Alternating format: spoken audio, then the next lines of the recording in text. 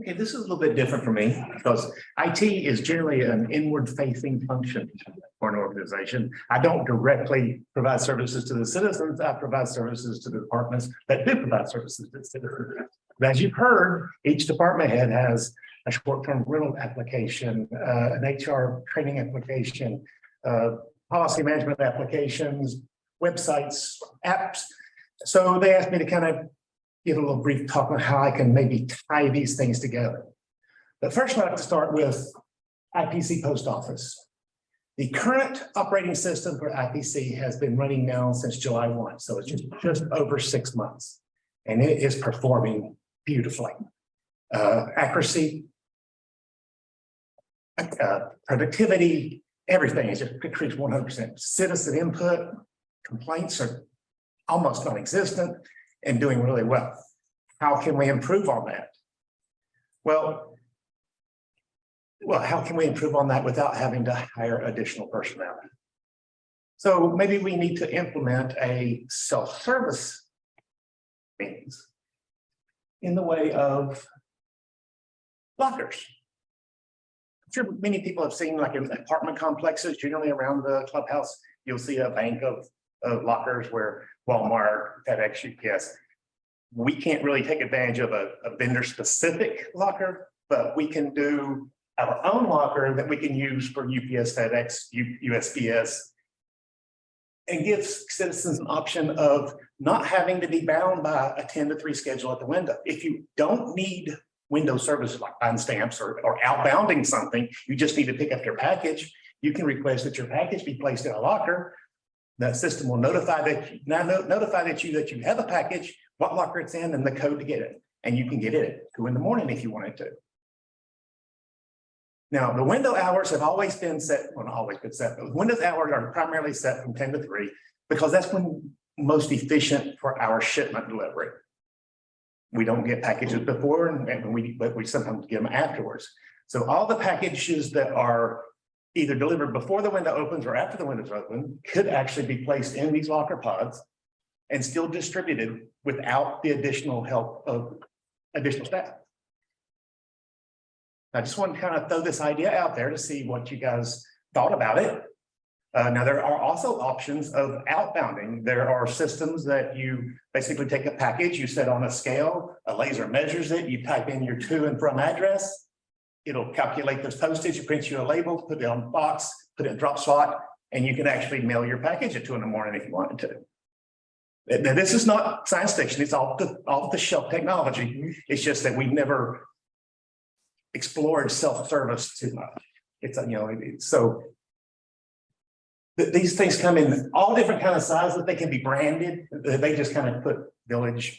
They're sort of like a wrap that you can put all kinds of branding on them, whatever you would want. Where would you locate them? And it's just an idea that we can maybe take the IP services one level higher. Mm-hmm.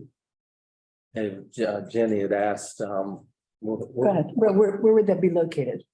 Where would you put them? Okay, the deck space on the, as you're looking at IPC, the deck space on the left that we now currently use as just a loading dock. Yep. That's approximately 22 feet long and it's covered. And these are exterior rated that you can have them outside. They don't have to be, they don't have to be housed in climate control. They are exterior rated. And these are not dedicated to a person, correct? These are not dedicated to a person. No, they are not. So every time someone picks it up, the system creates a new code for the next person that gets it. The only thing, I mean, there's several ways we could deploy it. We could deploy it on a as requested basis. Let's say a citizen just wants their stuff put in a locker. We can just automatically put it in the locker. Our current system is based on package location. It's more of a actual warehousing application. Basically, in our system, location is going to be, box L3 outside, and the citizen will get a notification from the system that if their package is in box L3, and they'll give them a 4-digit or 6-digit code, or scan a QR code from the terminal kiosk, and they'll open it up. They'll take their package. Once they close the door, it resets the system to where that space is now available, and we can put another person's package in there. So when we got our notification of a package, there'd be a way to respond and say, put it in a locker. What, now?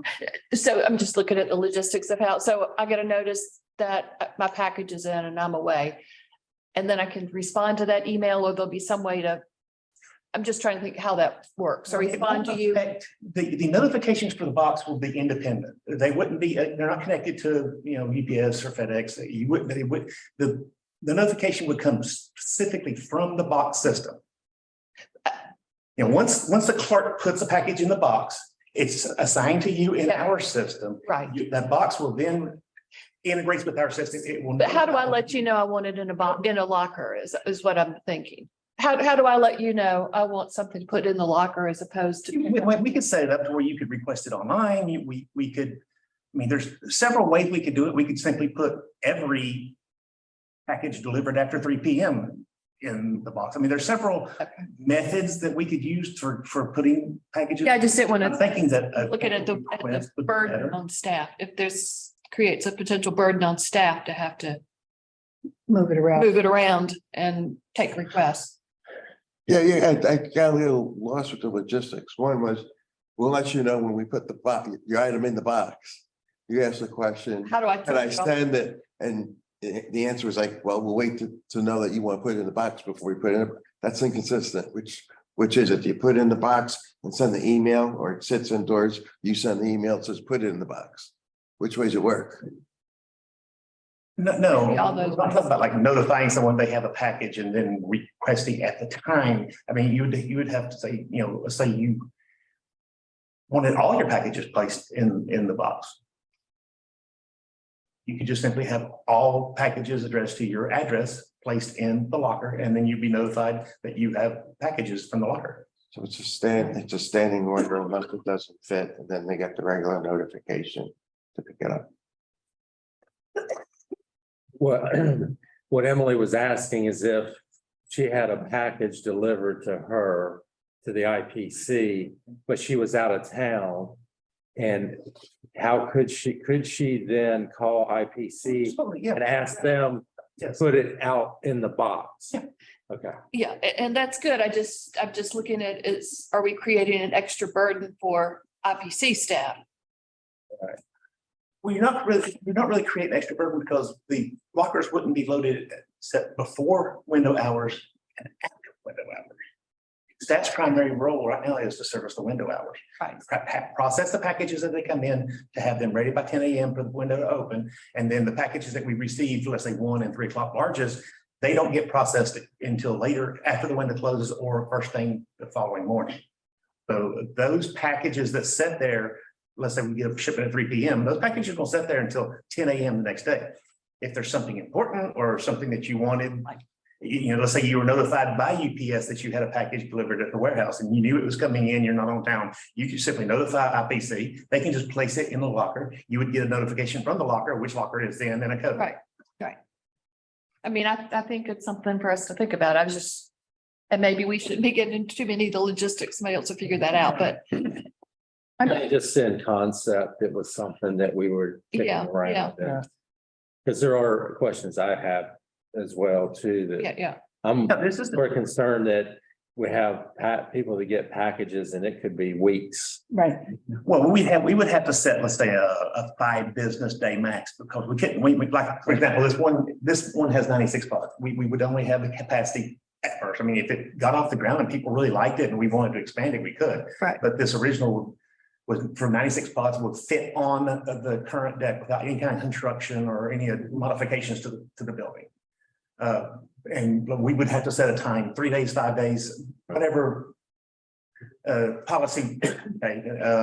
We currently have, a 30-day return to sender policy, and we would just simply have to have I would recommend something like 5 day. And then If the package has not been picked up in 5 days, well, then it goes back on the shelf. Yeah. And then once the 30 days expires, it just gets sent back to RP. There's several policies and procedures that would have to be worked through, but the overall concept of self-service, is that something you would want me to go through and get RFPs for? This is just from one company. Actually, this is from Rico, our copier vendor. They just happened to do this type of service, and we were talking to them about it. I would have to do an RFP and get, it's over 25,000, so it would have to be have to go through the whole informal bid process and get multiple quotes from different companies. But this is just to show you the concept of. I have a logistics question too. All the boxes are the same depth and width. The only change is the height of them. But I think the packages that come in are all kinds of shapes and sizes. Well, these are totally customized. This is just a sort of a cookie cutter version. I mean, this is like. Oh, the larger majority of the packages we see are those flats. I call them small, some call them packs. They're flats. A large majority of the packages we see are so 60 of the extra small slot type package just for the, the salt packs. And the package goes all the way up to, 2 foot by, fairly good sized package. Now, there's one thing that we would have to, it's like what type customer could have their stuff. We would have to exclude, let's say, commercial entities. If a commercial entity receives 60 packages or, we can't load up the entire dock or get the entire bay with just a commercial. So we would probably have to policy to limit to just box holders. Or, again, those decisions can be made by you. This is just the concept of introducing a way for us to increase our ability to distribute packages without having to hire additional personnel and to provide the convenience of 24/367 access. Yeah, I don't want to get into the logistics of it either. I don't want to get into Except we do. logistics, but what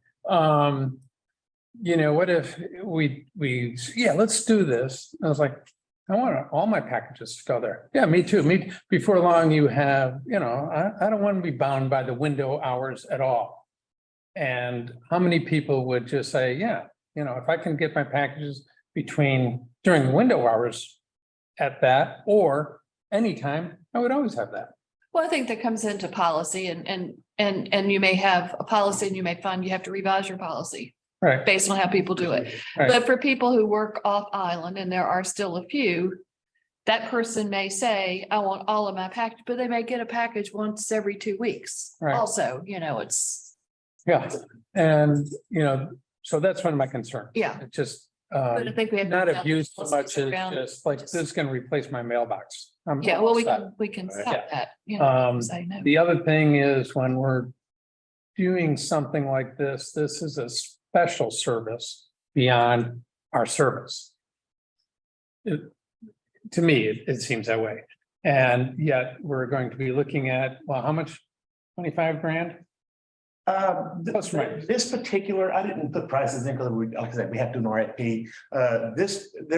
There's a cash price and a lease. There's a 36-month lease at $2,400 a month. That's just one company, just one.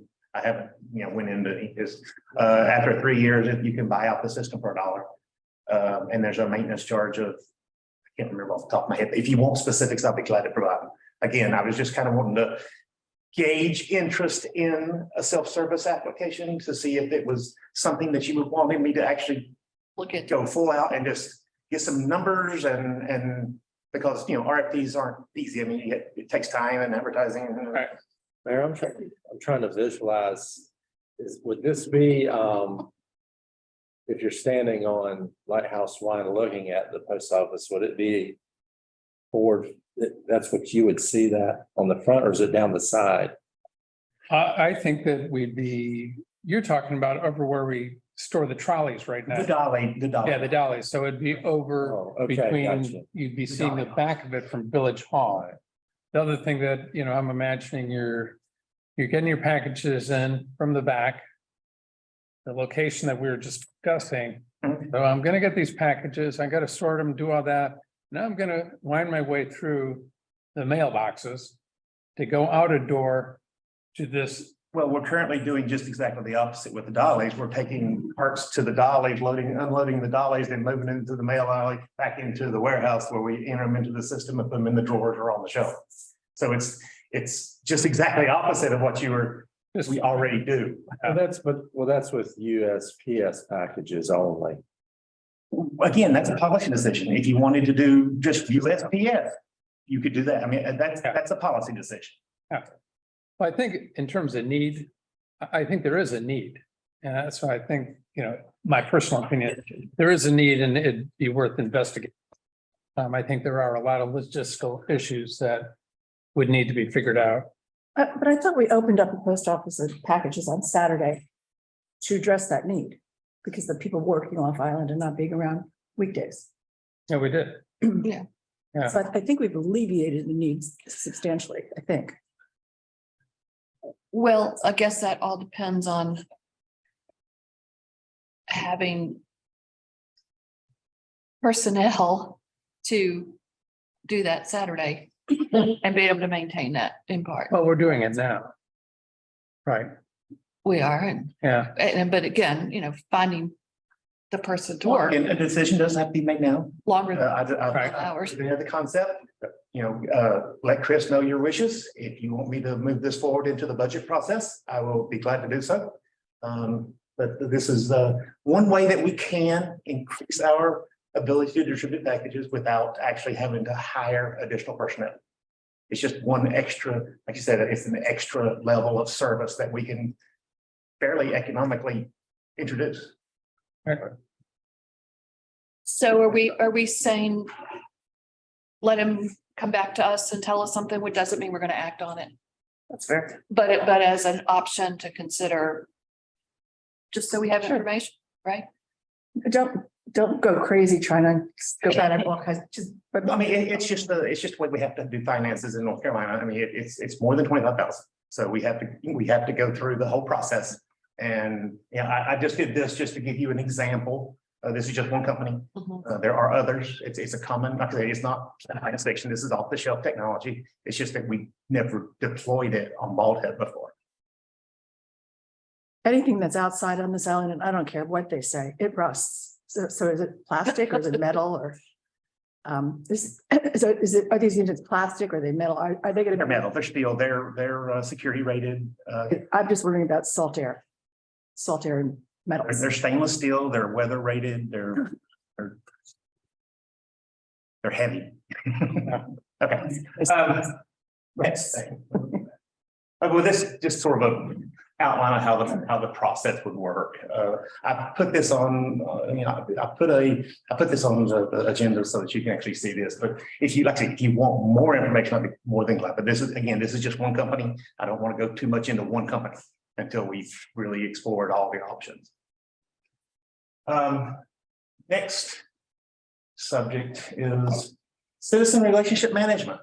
You have heard from each department head, with Zach from his short-term rentals, training from policy management, website, apps, communications. There is a system out there called Citizen Resource Management. Citizen Resource Management acts sort of as a hub. It joins all these independent applications into one homogeneous unit. It creates, for example, if, and I don't want to sound like I'm picking on me. Let's just say someone has an expired internal combustion engine permit. How does contractor services know not to rent them a parking place if they have an expired permit? Because the ICE permitting process is siloed in public safety.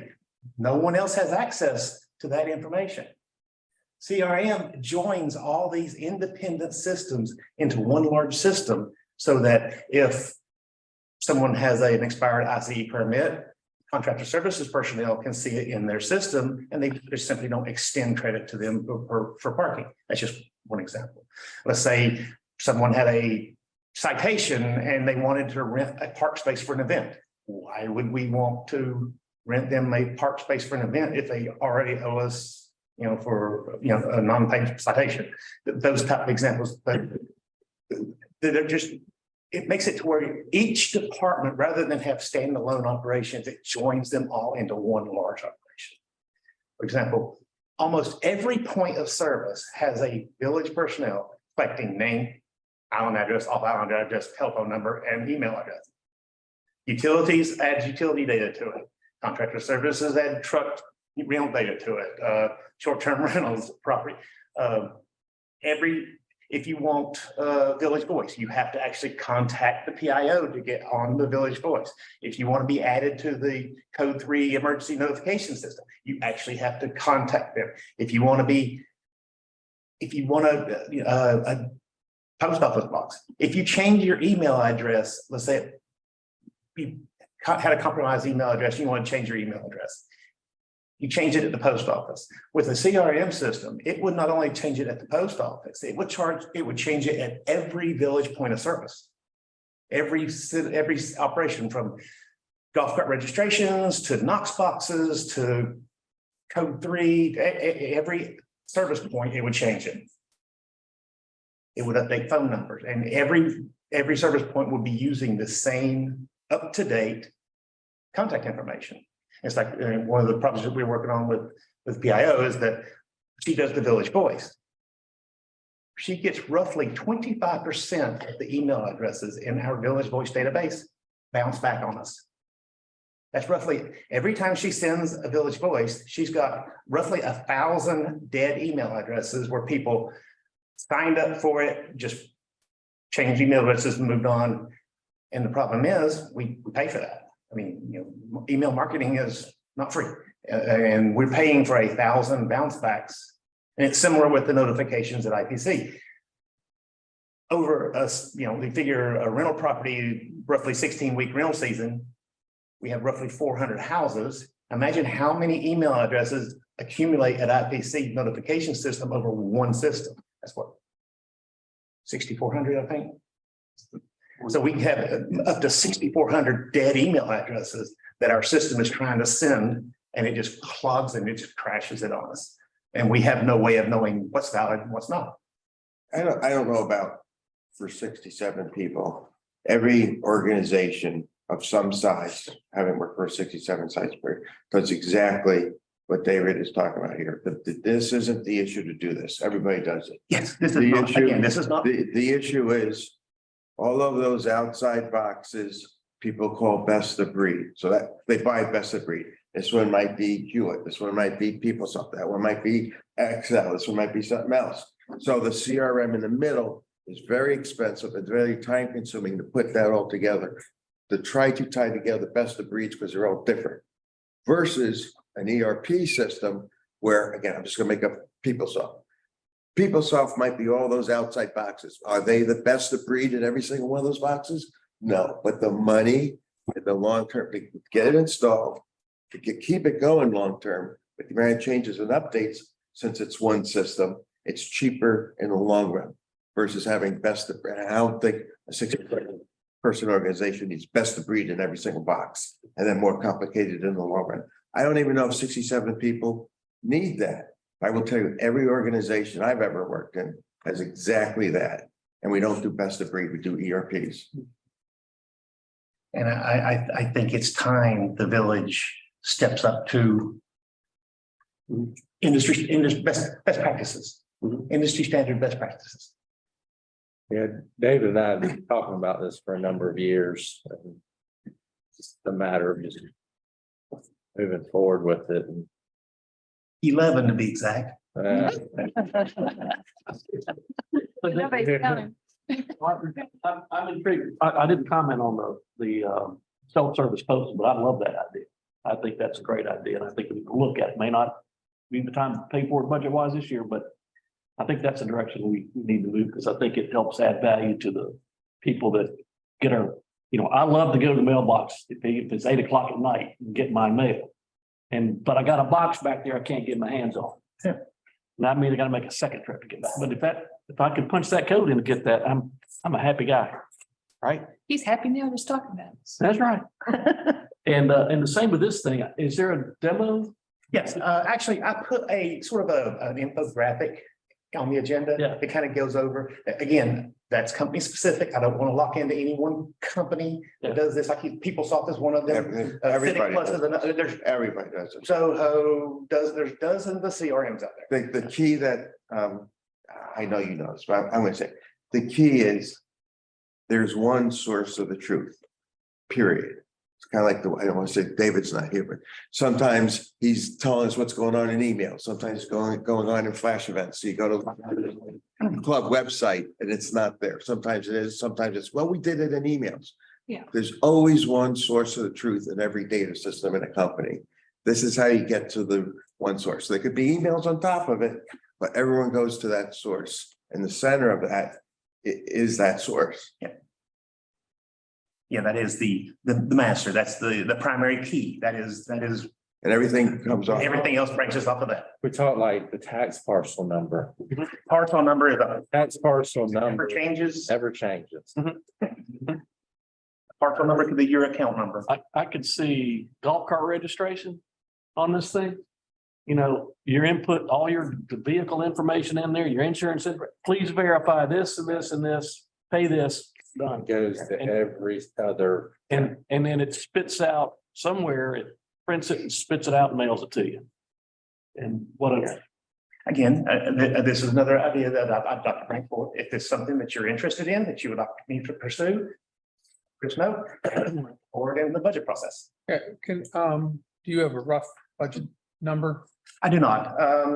I can, Let me ask. I didn't- That's fine. Yeah, again, I'm probably going to have to RFP this.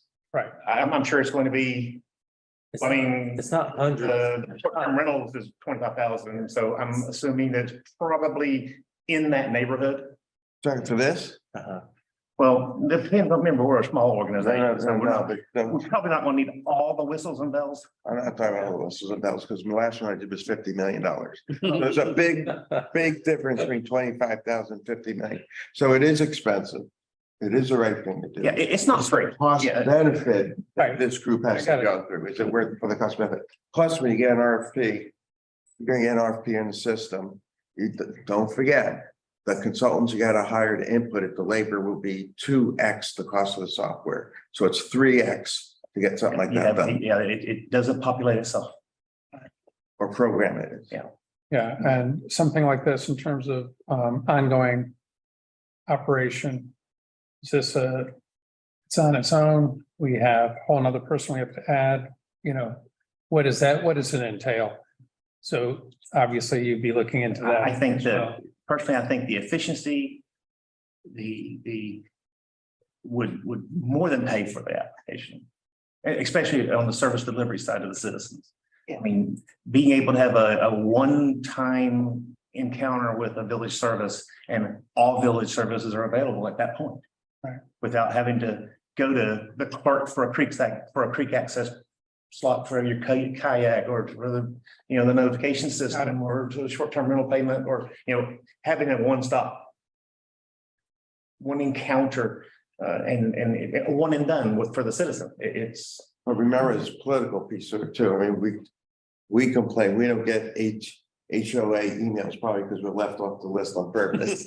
But to make this really work, it's not just for the village. You could tie into everybody's, Oh, every org.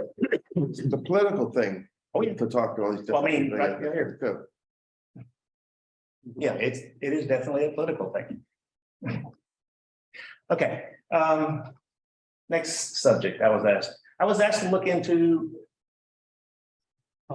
increasing the efficiency of our golf cart registration process and our ICE permitting process.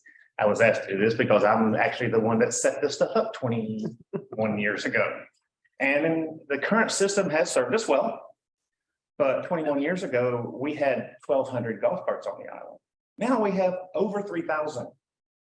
And we're trying to deal with over 3,000 golf carts with a system that was designed to handle 1,200.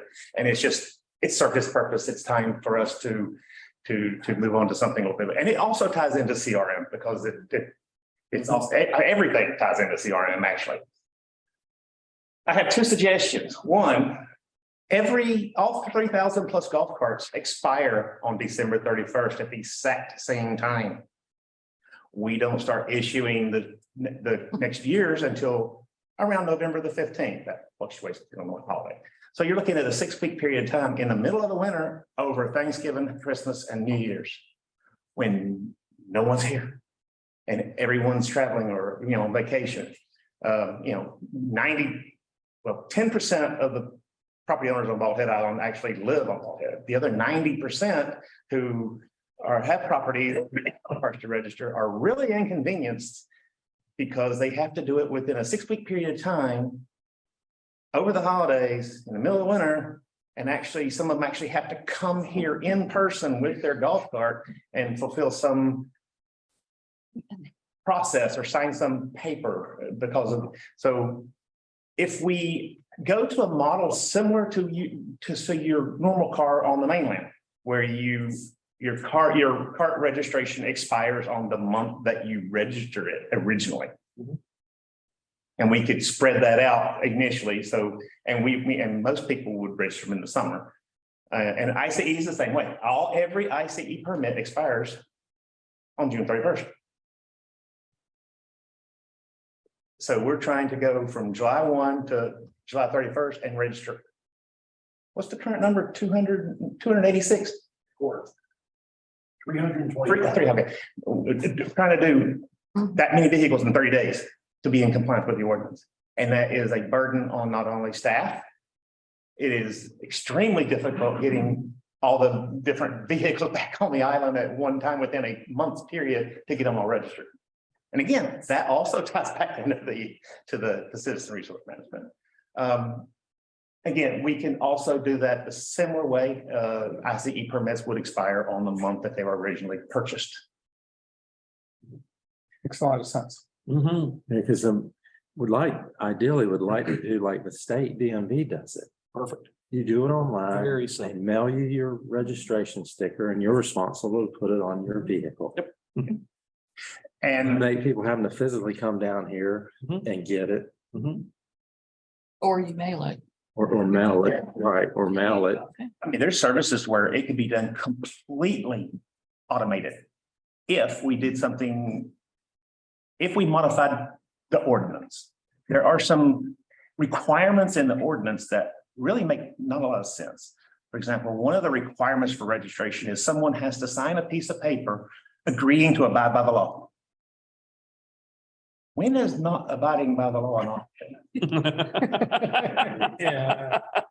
I mean, it's in the ordinance. You have to sign a piece of paper agreeing to abide by the law. Don't have to do that to. That Drive by. requires a human coming here and signing a piece of paper. Once you write into the process a human act, where somebody has to inventory something, measure something, weigh something, verify something. We have that ability. We can, Yeah. not a problem. Yeah. As long as we agree to. Take out the possibility of being automated this. It's the process. It's.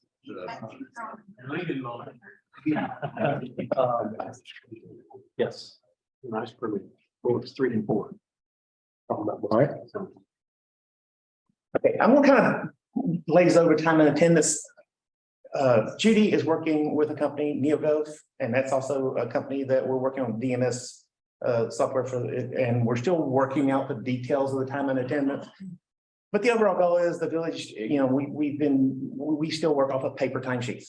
And it's come to a time to where we need to step up to something a little bit more accountable, has a little bit more accountability to it than just, managing paper timesheets. So that's something that Judy and I have been working on. We don't really have any, we have some demos and stuff scheduled, but we haven't got anything concrete to report at the moment. I was kind of hoping we would, but I put it in there.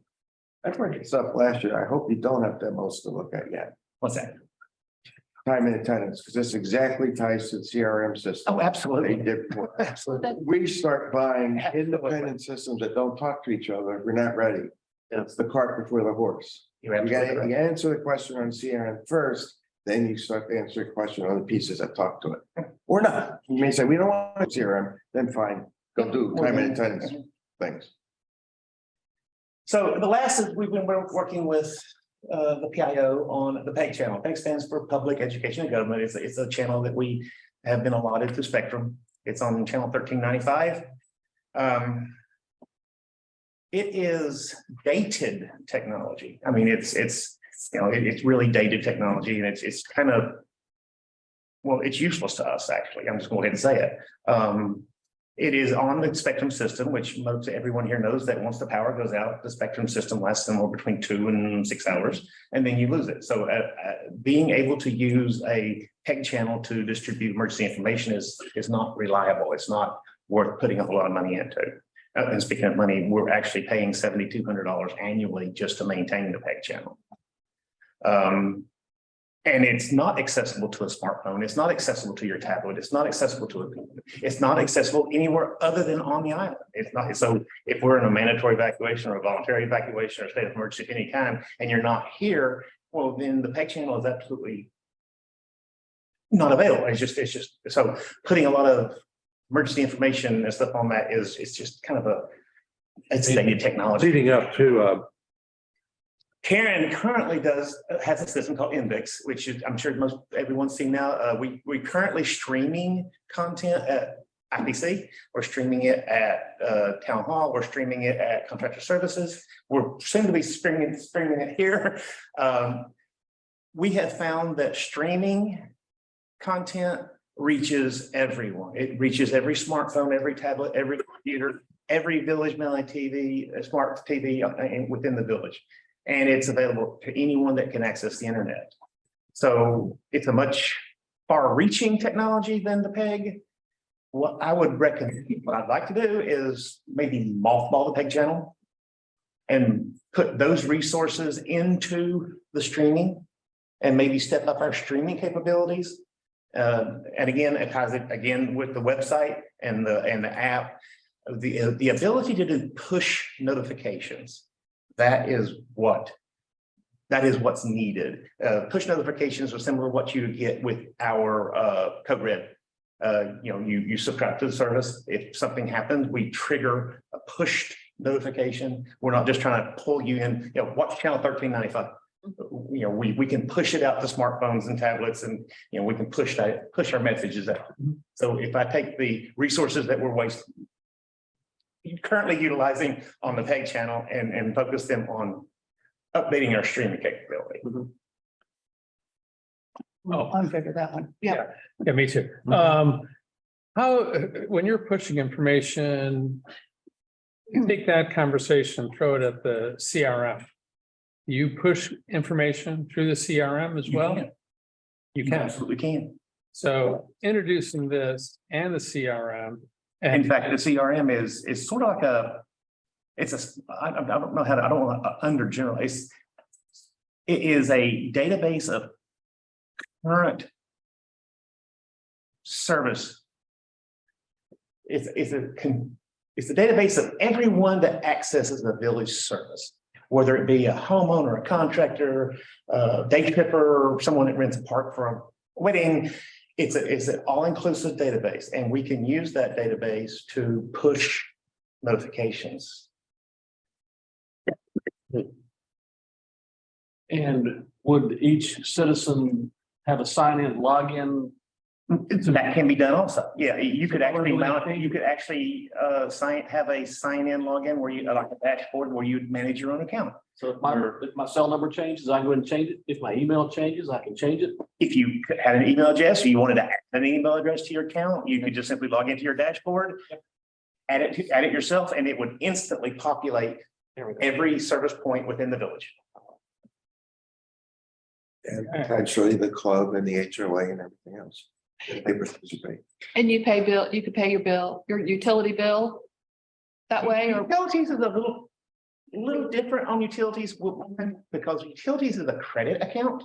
And that applies to what's called red flag laws. okay. It's personal credit information. Oh, gotcha, So we can utilize the biographical gotcha, stuff. We just can't utilize any of the credit account stuff. gotcha. Okay, That's a no. That's off limits. that's, okay. Yeah, I might have missed it before, but I think Jerry just alluded, when you're looking at other associations, clubs, et cetera, can they get connected to the CRM? Or would we ever want them to, or? Being government, we would probably have to run that through legals. Being government and giving private sector access to, I don't know if, again, that's a question beyond me. I'm gonna have Okay, to that's defer fine. that to Charles. There were two Yeah. different questions. One was, can you and would we? Two different questions. Can you, Can you? Absolutely. Certainly. Assist. Whether we, yeah, got it. Go, you know, then would you is different. How protected is this from hacking? I'm particularly susceptible to hacking issues. How well protected is the system? Or can some hacker get in and see everything going on? Hacking of the CRM. Hacking into the Security. Oh, Security. well, now, everything within the village is cloud-based. We have nothing locally installed. Well, I don't have anything PCI. I don't have any PCI compliance issues. We would have a government account, the one I'm looking at right now, well, it's Civic Plus is the one I'm kind of looking at right now. That's the info chart that I sent you with Civic Plus. I kind of like their layout. Again, I've not got any prices and really got into that with them. I wanted to run it by you guys before I did that. It seems like it's going to be well received, so it looks like I'm going to be kind of busy at the budget. So, but yeah, it's cloud-based, it's third-party, and it's all government. It's a government system. It's not a private sector system modified for government. It's an actual government. So the level of security. Level of security is government quality. DOD. Feel better. That's the last thing you have? That's it, right? And that's all I have for you guys. If you have any more questions. I just, one quick, I mean, I'm excited about all those Yeah. things, which is, and I don't know whether we're running behind schedule, but I think in terms of giving Chris, direction to give David direction. At least I personally would recommend David looking into all these things and looking With the at, priority on the CRM though, right? yeah, The priority for CRM, so the lockers, if yeah, well, that's the core to everything. yeah. Okay, All right. good. Thanks an awful lot. Thank you. Thank you. Thank you. Somebody asked me, did we get bored listening? So I will tell them, no, not as long as David is presenting, right? Very entertaining for a technical person.